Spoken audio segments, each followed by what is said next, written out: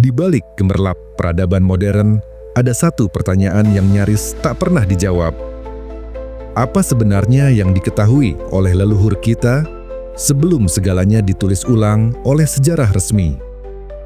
Di desa-desa terpencil, di balik kelambu tua dan rumah-rumah berbilik bambu, masih ada yang menyimpan lembaran beraksara Jawa kuno. Kitab-kitab yang ditulis tangan, tak dikenal oleh akademisi, tak tersentuh oleh silabus sekolah. Ilmu tentang bintang, waktu, arah angin, suara, dan bahkan kesadaran diri, semuanya tercatat, tapi tidak diajarkan. Mengapa pengetahuan ini disingkirkan? Siapa yang menghapusnya? Dan apakah ia benar-benar hilang? Disinilah perjalanan kita dimulai. Membuka pintu pertama menuju warisan yang tersembunyi. Aksara Jawa tak hanya untuk menulis, ia menyimpan rahasia. Huruf demi huruf tak sekadar fonetik, tapi beresonansi dengan makna yang lebih dalam, energi, arah, dan kehendak semesta. Dalam kitab tua, aksara sering dipadu dengan simbol-simbol. Lingkaran, segitiga, mandala, bahkan bentuk aneh seperti pusaran dan bintang berkaki 5. Tapi kini, semua itu dianggap estetika, tanpa makna. Apa yang coba disampaikan oleh para pujangga, yang tak bisa dibaca oleh mata modern? Benarkah ini adalah bahasa yang hanya bisa dipahami oleh mereka yang berilmu? Atau, inikah bahasa asli alam semesta yang pernah dikuasai manusia Jawa kuno? Dalam tradisi Jawa kuno, ucapan bukan sekadar bunyi. Ia adalah sabda, getaran yang menembus realitas. Dari mantra, pelindung hingga doa penyembuh, dari petuah, leluhur, hingga wirid penggugah alam, semua dikemas dalam rangkaian kata yang disusun dengan presisi luar biasa. Ada ilmu untuk memilih kata. Ada rumus untuk menentukan waktu pengucapan. Ada pelatihan agar suara mengandung daya, bukan sekadar makna. Ilmu ini disebut ilmu sabda, dan dahulu hanya diwariskan dari guru kepada murid tertentu. Kini, sabda hanya jadi ucapan, tapi di masa lalu, sabda adalah kekuatan. Apakah kita telah kehilangan alat paling sakral untuk berbicara dengan semesta? Candi bukanlah sekadar tempat ibadah. Di masa lalu, ia dianggap sebagai mesin kosmik, dibangun untuk menarik, menyimpan, dan mengarahkan energi semesta. Relief-reliefnya bukan hiasan. Ia adalah peta ajaran. Tangga dan undakan adalah frekuensi naik turun kesadaran. Dan ruang dalam candi, dikenal sebagai Garbhagriha, adalah tempat energi berkumpul. Pertanyaannya, energi apa? Dan untuk apa digunakan? Mengapa semua candi besar Jawa, Borobudur, Prambanan, Penataran dibangun mengikuti posisi astronomis tertentu? Benarkah para arsiteknya memahami medan magnet bumi, arah angin, hingga frekuensi suara? Apakah mereka membangun dengan ilmu yang sekarang tak lagi kita miliki? Di balik rak-rak berdebu keraton, di dasar laci perpustakaan yang dikunci rapat, tersimpan naskah-naskah yang tidak pernah sampai ke tangan publik. Serat Musarar, Serat Centini, Serat Dewani, Kitab Dharma Gandul, semuanya berisi bukan hanya cerita, tapi kode-kode pengetahuan tentang tubuh manusia, perjalanan roh, ilmu membaca tanda alam, bahkan teknik untuk mencapai kesadaran tinggi. Sebagian menyebutnya mitos, sebagian lagi menyebutnya ilmu hitam. Tapi, pernahkah kita membaca sendiri isinya? Mengapa isi kitab-kitab ini disensor? Mengapa beberapa justru dibawa ke luar negeri oleh peneliti asing? Di akhir abad ke-19, Belanda membawa ratusan naskah Jawa ke Leiden. Tapi pertanyaannya bukan hanya kemana mereka dibawa, tapi mengapa mereka diambil? Salah satu alasannya mungkin ada pada sistem waktu yang tak bisa dipahami dunia barat. Kalender Jawa kuno tidak hanya menghitung hari dan bulan, tapi juga gelombang waktu, rotasi energi, dan siklus semesta. Mereka mengenal windu, kurup, tingkatan tahun, dan petungan hari yang bukan hanya untuk tanggal, tapi untuk membaca nasib peradaban. Bahkan dalam Pranata Mangsa, kalender musim Jawa, ada rumus untuk membaca datangnya hujan, kelahiran, bahkan bencana. Dan yang mengejutkan, dalam banyak kasus, ramalan mereka lebih tepat dari perakiraan cuaca modern. Jadi, benarkah mereka hanya menghitung hari atau sedang membaca gerak semesta? Nama Jayabaya kerap dikaitkan dengan ramalan, tetapi adakah yang benar-benar membaca struktur ilmunya? Naskah Jayabaya bukan sekadar sajak penuh simbol. Ia menyembunyikan perhitungan waktu yang melibatkan rotasi besar peradaban. Zaman Kalabendu, Kalasuba, Kalatelu. Setiap kalimatnya bisa dibaca dalam dua cara, literal dan kosmik. Contohnya, negeri akan terbalik. Apakah ini hanya metafora? Atau petunjuk datangnya perubahan kutub magnet bumi? Dalam kalender Jayabaya, setiap siklus besar diikuti kehancuran sistem lama dan munculnya tatanan baru. Maka, pertanyaannya bukan, benarkah Jayabaya meramal masa depan? Tapi, apakah dia menghitungnya dengan cara yang tidak kita pahami? Leluhur Jawa memandang langit bukan sekadar hiasan malam. Ia adalah jam kosmis. Dalam Pranata Mangsa, bukan hanya posisi matahari yang diamati, tapi juga perilaku hewan, arah angin, warna fajar, bahkan suara jangkrik. Semua itu menjadi bagian dari ilmu waktu yang sangat kompleks. Ketika bintang Kartika muncul, itu bukan hanya pertanda musim, tapi juga dimulainya aliran energi tertentu ke bumi. Perpindahan rasi bintang dianggap sebagai sinyal, bukan hanya astronomi. Dan setiap perubahan itu ditanggapi dengan ritual, tapa, atau puasa. Lalu, dari mana mereka tahu bintang-bintang itu? Tanpa teleskop? Pertanyaan ini membawa kita ke ilmu petungan, sistem penghitungan hari baik buruk yang sering dianggap tak masuk akal. Tapi, jika diperhatikan lebih dalam, petungan tak berdiri sendiri. Ia berkaitan erat dengan rotasi bintang, siklus waktu, dan energi kosmik.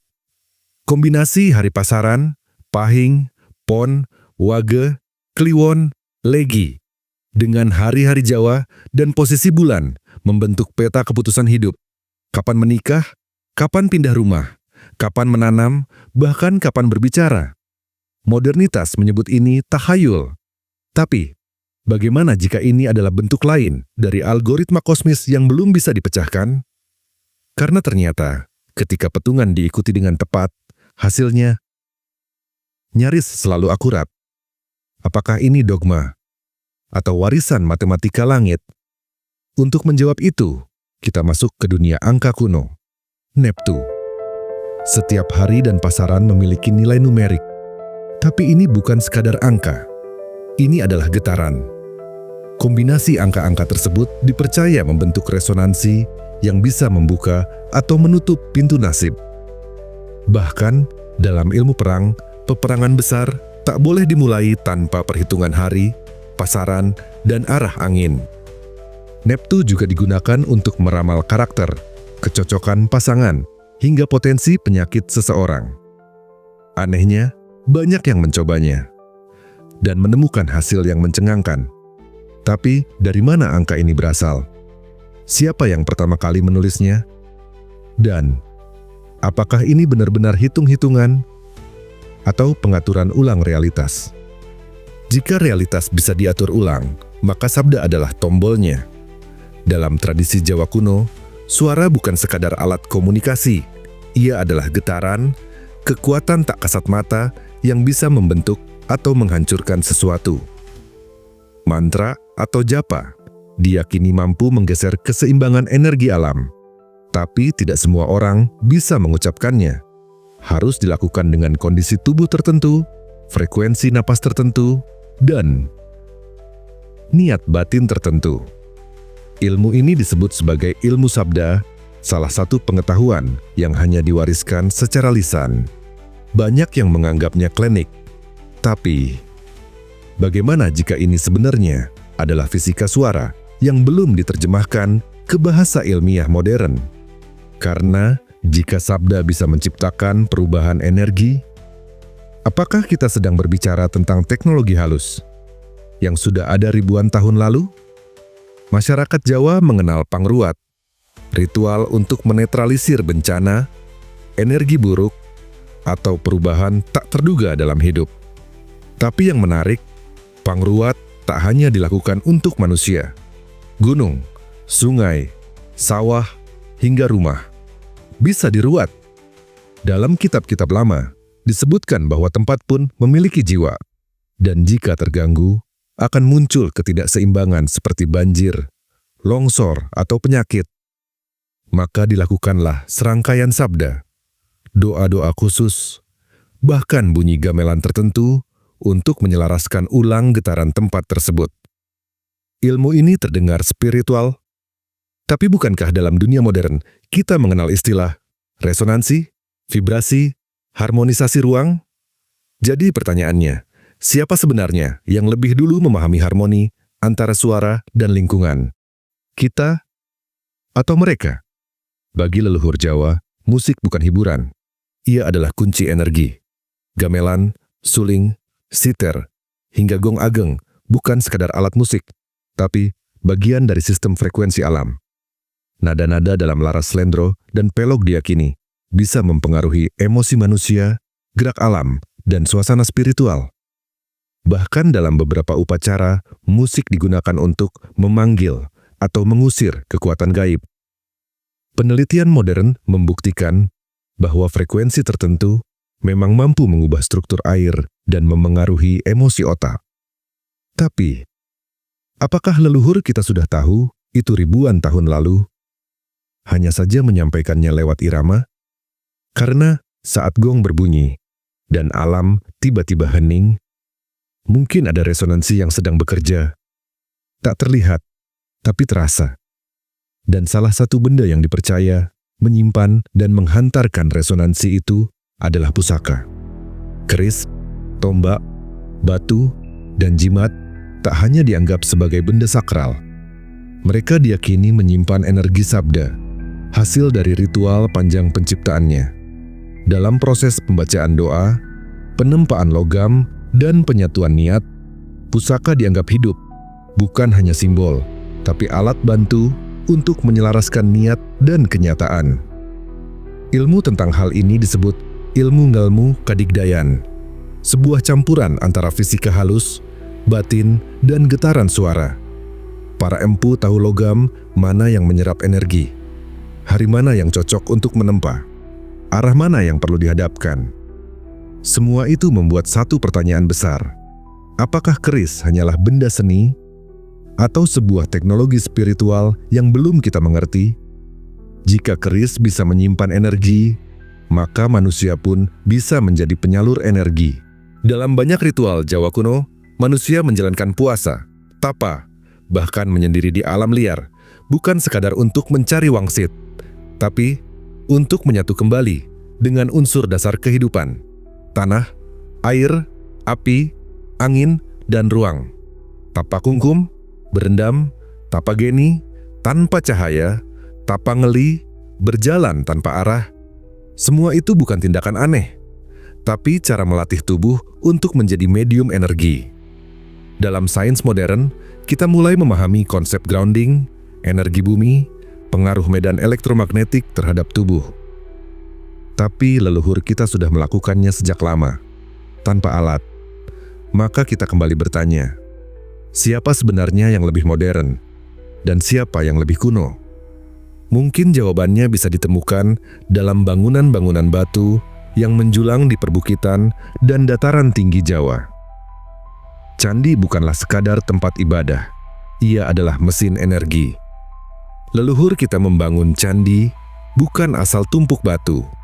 Ada simetri, orientasi astronomis, dan pola geometris yang sangat terukur. Setiap tangga naik adalah simbol kenaikan kesadaran. Setiap relief adalah narasi energi. Dan bentuk mandala di atasnya adalah puncak dari resonansi spiritual dan alam. Dalam ilmu arsitektur modern, ada istilah spatial energy. Tapi, leluhur kita menyebutnya dengan bahasa yang lebih sederhana, rasa. Karena ketika kamu berdiri di tengah Borobudur dan seluruh dunia terasa hening, Kamu sedang berada di pusat resonansi. Tapi pusat itu bukan hanya titik di ruang. Ia adalah gerbang ke dimensi lain. Mandala dalam arsitektur Jawa bukan sekadar dekorasi. Ia adalah peta kesadaran, diagram perjalanan jiwa, bahkan proyeksi dimensi spiritual. Candi-candi seperti Sukuh, Ceto, dan Penataran mengandung pola yang ketika dibuka secara vertikal, membentuk struktur multilevel, bagaikan bangunan kesadaran bertingkat. Bahkan bentuk gunungan dalam wayang adalah versi mini dari mandala itu, simbol antara dunia nyata dan dunia gaib. Lalu, apakah para arsitek candi sedang membangun tempat tertinggal, atau mereka sedang membangun ulang struktur kosmos dalam bentuk batu? Jika mereka bisa mengatur semesta dalam batu, maka bukan hal aneh jika rumah pun diatur dengan prinsip serupa. Dalam budaya Jawa, membangun rumah tidak bisa sembarangan. Ada perhitungan arah mata angin, hari baik, posisi sumur, letak dapur, dan bentuk atap. Semuanya diselaraskan dengan ilmu tata ruang yang bersumber dari alam. Hal ini dikenal sebagai ilmu tata letak Jawa, yang mirip dengan konsep Feng Shui, tapi berdiri di atas prinsip kosmologi Nusantara. Sebuah rumah bukan hanya tempat tinggal, tapi alat penyeimbang energi manusia dengan bumi. Maka saat rumah dibangun melawan aliran energi, yang datang bukan keberuntungan, tapi gangguan. Apakah kita sedang membicarakan arsitektur atau keseimbangan batin dalam bentuk ruang? Dalam manuskrip tua, tata ruang selalu dihubungkan dengan konsep makrokosmos dan mikrokosmos. Apa yang ada di langit harus tercermin di bumi. Maka, tata letak rumah, keraton, hingga candi dibuat seolah-olah meniru gerak semesta. Arah barat bukan sekadar matahari terbenam, tapi gerbang menuju akhir. Arah timur bukan hanya fajar, tapi simbol kelahiran dan kesadaran baru. Bahkan posisi tubuh saat tidur pun diatur. Kepala di utara, kaki ke selatan. Mengikuti aliran energi tubuh dan magnet bumi. Ruang tidak kosong. Ia berisi makna. Maka, saat kita melangkah ke ruang yang dibangun dengan ilmu ini, kita tidak sekadar berpindah tempat. Kita sedang menyesuaikan diri dengan semesta. Dan bentuk bangunan itu menjadi mediumnya. Arsitektur Jawa kuno mengenal berbagai bentuk atap. Tumpang, tajuk, joglo, limasan, semuanya bukan soal estetika, tapi soal frekuensi. Joglo misalnya, bukan hanya simbol status bangsawan. Ia dibangun untuk mengumpulkan energi ke tengah ruangan, menciptakan pusat meditasi alami. Tumpang bertingkat di atap pura atau candi. Itu adalah struktur naik turun kesadaran, tangga energi menuju puncak spiritualitas. Dan bentuk gunungan dalam pertunjukan wayang, bukan sekadar pembuka. Ia adalah lambang gerbang antara dunia ini dan dunia di balik layar. Maka kini, jika bangunan sudah tak dibangun dengan ilmu, mungkinkah itu sebabnya kita merasa lelah meski tinggal di rumah sendiri? Tapi bukan hanya ruang yang mempengaruhi energi kita. Dalam budaya Jawa kuno, ada benda lain yang dipercaya bisa menguatkan, menstabilkan, bahkan melindungi energi manusia. Keris. Bukan sembarang senjata. Keris dibuat dengan hitungan hari, meditasi panjang, hingga puasa para empu. Ia bukan benda mati. Ia adalah wadah daya, pembawa resonansi dari sang pembuat kepada pemiliknya. Ada keris untuk ketentraman, untuk perlindungan, bahkan untuk pengaruh dan karisma. Tapi, mengapa logam bisa menyimpan energi? Apakah keris adalah bentuk kuno dari teknologi resonansi personal seperti chip frekuensi spiritual? Karena dalam banyak cerita, pemilik keris berubah menjadi lebih tenang, lebih kuat, atau lebih berbahaya. Tapi tak semua orang bisa memegang keris. Karena untuk menyalurkan daya, seseorang harus lebih dulu melatih wadah dalam dirinya sendiri. Melalui tapa, laku, dan tirakat. Tapa kungkum, puasa mutih, tidur di pemakaman, menyepi di gua. Semuanya bukan penderitaan, tapi pengosongan dan penyelarasan diri. Ilmu tidak sekadar dipelajari, tapi dijemput lewat disiplin raga dan jiwa. Dan dalam banyak kisah para empu dan leluhur, tapa adalah jalan utama menuju pencerahan. Hari ini kita menyebutnya pengembangan diri, olah napas, meditasi, detoks. Tapi para leluhur sudah lama melakukannya, tanpa laboratorium. Karena tubuh yang disucikan dipercaya bisa membuka gerbang ilmu yang tidak diajarkan, hanya dialami. Maka tak heran jika naskah-naskah tua Jawa penuh istilah aneh. Ilmu pengganda, langkah angin, melihat tanpa mata, berkomunikasi lewat mimpi. Sebagian menyebutnya ilmu gaib, sebagian lagi menyebutnya omong kosong. Tapi, bagaimana jika semua itu bukan klinik, melainkan kode-kode praktis yang hanya bisa dibuka dengan cara hidup tertentu? Dalam Serat Musarar dan Serat Centini, banyak petunjuk disamarkan dalam puisi dan cerita rakyat. Tapi bagi mereka yang menjalani tapa, kode itu menjadi nyata. Ini bukan sulap. Ini adalah ilmu spiritual fisik yang bekerja ketika kondisi tubuh dan pikiran mencapai frekuensi tertentu. Jadi pertanyaannya bukan, apakah ilmu itu nyata? Tapi, apakah kita masih layak untuk membacanya? Karena untuk membaca, seseorang harus sefrekuensi. Dan itu dicapai bukan hanya lewat membaca teks, tapi melalui meditasi dan pengaturan napas. Tradisi Jawa kuno mengenal berbagai laku meditasi. Duduk menghadap timur saat fajar, mengatur napas hingga hening, menyelaraskan detak jantung dengan suara alam. Semua ini bukan mistik, tapi latihan frekuensi tubuh, agar bisa mendengar suara yang tak terdengar oleh manusia biasa. Mereka menyebutnya ngelingi rasa, masuk ke dalam getaran semesta melalui keheningan. Teknik-teknik ini bahkan menyamai prinsip neurobiologi modern dan gelombang otak alfa-theta. Tapi mereka tidak menyebutnya ilmiah. Mereka menyebutnya kembali menjadi bagian dari alam. Dan saat manusia telah menyatu kembali dengan alam, maka muncul kemampuan yang melampaui batas biasa. Inilah yang oleh leluhur disebut ilmu kanuragan, ilmu kawaskitan, atau ilmu linuweh.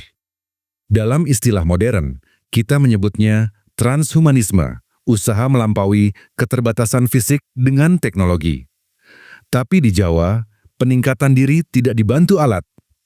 Ia dibentuk melalui laku batin, berjalan tanpa lelah, mendengar suara dari kejauhan, mempengaruhi pikiran tanpa berkata, membaca gerak alam sebelum terjadi. Semua itu tercatat, bukan sebagai dongeng, tapi warisan. Lalu, pertanyaannya, jika leluhur kita bisa menjadi lebih dari manusia hanya dengan mengatur napas dan kesadaran, apa yang sebenarnya hilang dari kita hari ini? Jawaban atas itu mungkin telah dimulai sejak tanah ini diinjak oleh sepatu-sepatu asing. Penjajahan tak hanya mengeruk kekayaan alam, ia juga menghapus memori kolektif. Kitab dibakar, guru dibungkam, dan sistem keilmuan lokal digantikan oleh kurikulum kolonial. Bahkan kata ilmu diubah maknanya dari sesuatu yang menyatu dengan batin menjadi sekadar teori dan data. Tradisi laku menjadi tabu. Praktek kebatinan dipinggirkan sebagai takhayul. Dan setiap peninggalan spiritual Jawa perlahan diklasifikasikan sebagai warisan budaya, bukan sebagai sistem pengetahuan hidup. Apa sebenarnya yang mereka takutkan dari ilmu kita? Apakah mungkin penjajahan itu bukan hanya ekonomi, tapi perebutan kendali atas pengetahuan jiwa? Pertanyaan itu membawa kita lebih dalam ke fase lain yang mengguncang tradisi, pergeseran kepercayaan. Saat agama-agama besar masuk ke Jawa, mereka membawa cahaya keyakinan, tapi juga menutup sebagian pintu pengetahuan lama. Banyak ritual dihapuskan, kitab dianggap sesat, praktik leluhur diganti dengan ibadah baru. Benarkah ini evolusi iman? Atau pemutusan jaringan pengetahuan kuno? Tapi di sisi lain, muncul juga bentuk sinkretisme. Penggabungan antara ajaran langit dan tradisi bumi. Sunan Kalijaga, misalnya, tidak membakar wayang. Ia menjadikannya jembatan. Maka, kita harus bertanya, apakah tradisi Jawa benar-benar lenyap? Atau hanya disamarkan dalam wajah yang berbeda? Tapi beberapa tidak hanya disamarkan. Mereka dihilangkan secara paksa. Di masa kolonial dan pasca kemerdekaan, terjadi gelombang pelarangan terhadap kitab-kitab dan ajaran tertentu. Serat Dharma Gandul, Suluk Malang Sumirang, Serat Centini versi lengkap, disensor, ditarik, bahkan dibakar. Guru-guru kebatinan dituduh sesat. Tradisi laku dikaitkan dengan komunisme, pemurtadan, hingga pemberontakan. Pengetahuan pun kehilangan rumahnya. Ia tak lagi diwariskan dari guru ke murid. Ia ditinggalkan, bukan karena tak berguna, tapi karena ditakuti. Maka muncul pertanyaan sunyi. Siapa sebenarnya yang memutus rantai ilmu ini? Dan untuk siapa kepentingannya? Namun, tidak semua lenyap. Di sudut-sudut desa, di balik pagar keraton yang sepi, dan dalam ritual tersembunyi, masih ada penjaga ilmu. Mereka bukan profesor, bukan penulis buku. Mereka adalah abdi dalam, dukun tua, guru sejati, dalang keliling, dan empu tanpa gelar. Ilmu mereka tak tercetak, tapi ditanamkan. Dalam tembang, gerakan tari, susunan sesaji, dan laku diam. Mereka tidak menyebutnya spiritualitas. Mereka hanya menyebutnya cara hidup. Mungkin tak banyak yang tersisa, tapi mungkin pula itu cukup untuk membangkitkan kembali apa yang pernah kita miliki. Hari ini, kita berdiri di antara dua masa. Di masa lalu yang hilang dan masa depan yang tak ingin kehilangan jati diri. Di tangan kita sekarang, bukan hanya smartphone dan layar, tapi juga tugas untuk menggali kembali warisan yang sempat terkubur. Pengetahuan Jawa kuno bukan dongeng.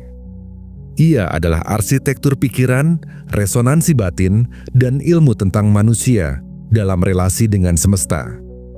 Kita tak butuh membangkitkan masa lalu, tapi kita bisa membawa ilmunya ke masa kini dengan bahasa baru, alat baru, dan hati yang tetap peka. Terima kasih telah mendengarkan kisah ini sampai selesai. Semoga teman-teman semua terhibur dan menyukainya. Jika teman-teman ingin mendengar kisah-kisah menarik lainnya, jangan lupa untuk like, komen, dan subscribe. Dukung terus channel ini agar lebih berkembang dan memberikan konten-konten menarik lainnya. Labirin Kisah.